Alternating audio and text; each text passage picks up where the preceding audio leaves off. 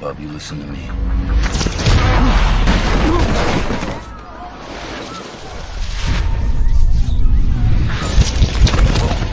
Hello there, fellow mutants and comic book enthusiasts. Welcome back to our channel where we delve into the world of X-Men and beyond. Today, we're diving deep into the enigmatic world of everyone's favorite Cajun charmer, Gambit. Now, if you're a fan of the Raging Cajun like we are, you're in for a treat. We've compiled a list of the top 10 things only real Gambit fans know. So, buckle up as we take a journey through the mysterious life of Remy LeBeau. Without further ado, let me welcome you to the Fighterverse.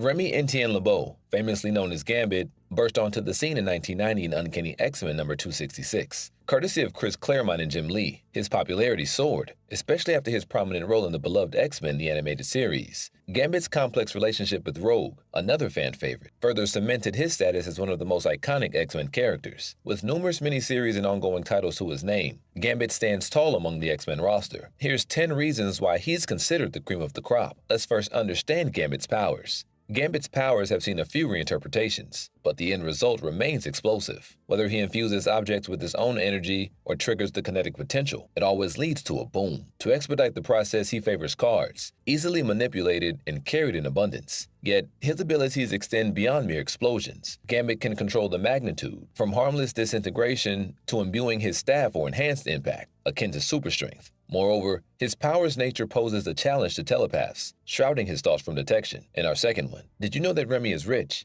Outside of growing up as the son of the leader of New Orleans' Thieves Guild and LeBeau clan, which made him something of a prince, Gambit amassed a small fortune for himself as a world-renowned super thief. While that hardly justifies dubbing him rich, there is also that time when Gambit went back to 1891 and pulled off a full-off Biff Tannen, sans the whole destroying time thing. After doing his whole hero thing, Gambit put some investments into play, an adventure that may also be responsible for giving Mr. Sinister the ability to shapeshift. Good job there, Remy. Did you know that Gambit didn't always have a middle name? During the 90s, Gambit and Rogue inspired gigabits of fan fiction, none more impactful, better known, or renowned as Laurie McDonald's, the Gestalt arc. In this NSFW tale, Remy LeBeau received the middle name Etienne. Since then, it's become canon. It's even reflected on Marvel's official website. You're gonna love this one. Gambit has managed to beat the best of the best out there. Gambit's prowess in hand-to-hand combat places him along Marvel's elite, a fact noted even by Colonel Nick Fury. Raised in the NOLA's Assassin Guild, he's a master of savant and incorporates world-class acrobatics into his style. His reflexes are so remarkable that he once outsmarted Iron Man's targeting systems. Gambit's combat record speaks for itself, having bested or held his own against formidable opponents like Blade, Daredevil, Deadpool, Wolverine, Sabretooth, Bishop,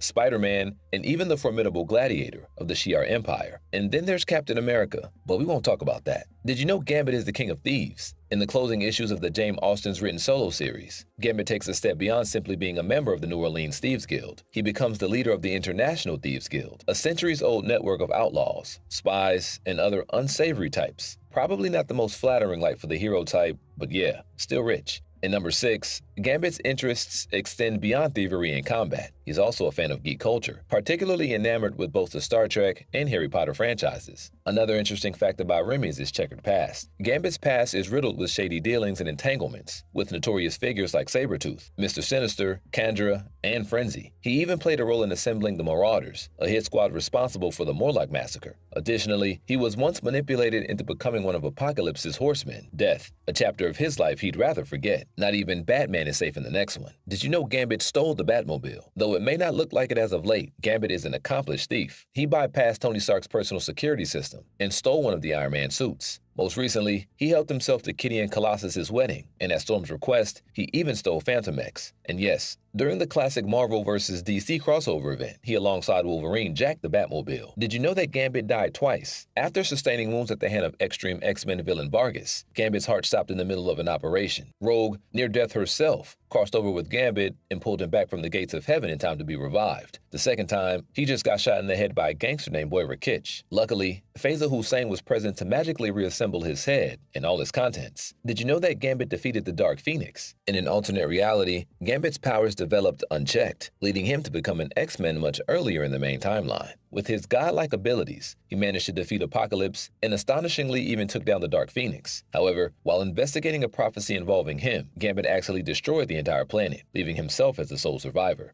Remy LeBeau, also known as Gambit, was born into a thief's guild.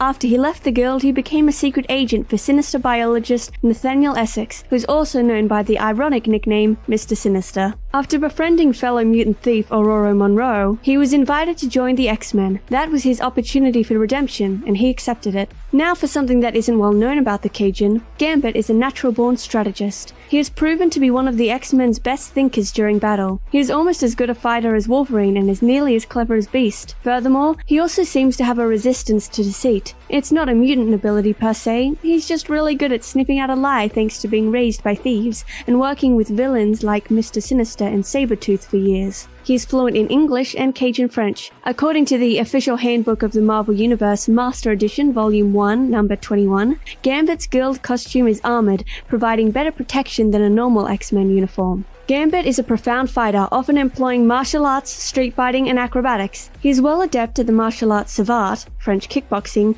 and bujutsu. Remy's extreme skills in bujutsu make him dangerously skilled in the use of his bow staff. He's extremely skilled in throwing small objects such as cards, bowlers, knives, and balls with great accuracy. Gambit usually employs throwing spikes and playing cards. He also often uses a telescoping bow staff. In most of his earliest appearances, before ever thinking about throwing cards, Gambit threw metal spikes. It is said that he used to charge them with energy from his eyes instead of his fingers. Remy LeBeau's primary mutant power is molecular acceleration, which is the ability to convert the potential energy stored in an inanimate object into pure kinetic energy. In physics, the potential energy of an object is determined by its position relative to other objects, while kinetic energy comes into play when an object is in motion. When Gambit touches an inanimate object, he can charge it until it explodes. The only limitation to this ability is the time required to charge the object. The larger it is, the more time it takes. This brings me to my next point. The reason Gambit favors cards is that they are small. He can easily stack a large number of cards within his coat,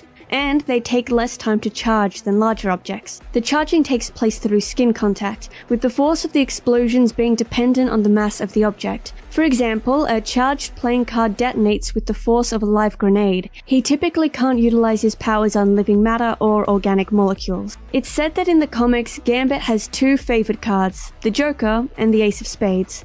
The Joker is the wild card that can take on any value in a game, suggesting that Gambit is aware of his dual roles as a thief and as an X-Man. And the Ace of Spades has come to be known as the card of death. During the Vietnam War, it was used as a psychological weapon by the American soldiers against the Viet Cong. According to SGM Friedman, the Vietnamese were thought to believe that the spade meant death and ill fortune. In a bid to scare away Viet Cong soldiers and thereby avoid hostilities, it was common practice to litter the forested grounds and fields with the card. This story may, however, be apocryphal. Nevertheless, Gambit's identification with it may be his acknowledgement of his involvement in the Morlock massacre, or simply be a play on the fact that he is using cards as deadly weapons. Gambit's body produces static electricity as a byproduct of his abilities, shielding his mind against even the strongest telepaths. A unique side effect of this shield is that it destabilizes touch-based powers, allowing Remy to touch Rogue temporarily without being hurt. Although no link has been established, Gambit may possess hypnotic qualities due to his kinetic powers. In other words, he has the power to influence others, getting them to agree with his proposals. His charm is said to be so powerful that he could even affect the Shadow King. Remy's hypnotic charm, however, works only on those who are unaware of it, as in strangers. Gambit has a range of abilities at the peak of his strength. At the molecular level, he can control all aspects of kinetic energy. It enables him to shoot energy blasts, fly, heal wounds, charge objects without touching them, and rip living beings apart from the inside out. Gambit can also stop someone from moving by manipulating the kinetic energy in their bodies. Using his full power, he's crossed dimensions, traveled through time, and remade reality with the power of living energy. All of this was displayed during a battle with his counterpart, New Sun. This version of Remy came from an alternate reality where he became powerful enough to defeat the Phoenix and destroyed all life on Earth. New Sun is Gambit as an Omega-level mutant, but our version of Remy defeated his evil self. Afterwards, he had Mr. Sinister reduce his powers so that he would never go down the same path as New Sun. Remy has also served as one of the Horsemen of the Apocalypse. The celestial technology in his body turned his hair white and his skin pitch black. In his death state, Gambit can convert objects into toxic substances and transform air into poison gas. He can produce a death charge, which disintegrates enemies or traps them in a playing card. While in this form, Gambit has also corrupted other mutants such as Northstar and Dazzler and made them do his bidding. The Death persona exists as another personality within Gambit's mind. It's been suggested he can switch back and forth at will, but the Death personality has taken over Gambit more than once. Gambit's struggle to contain it has added a new layer to the character. Another unique power that Remy has displayed is the ability to see the future. When he was blinded for a short time, he could predict future events and used his cards for tarot readings. Gambit's power set is as versatile as the man himself. He has proven himself to be one of the best X-Men characters ever. The cleverness behind the writing and character development is one that we can expect from the Marvel Company. Thanks for tuning in to learn more about the incredible Gambit, from his explosive powers to his checkered past, and even alternate reality feats. There's no denying the depth and intrigue of this beloved X-Men character. What's your favorite Gambit moment or storyline? Let us know in the comments down below, and don't forget to like, share, and subscribe for more content on all things X-Men and beyond. Until next time, this has been your host. Welcome to the Fighterverse.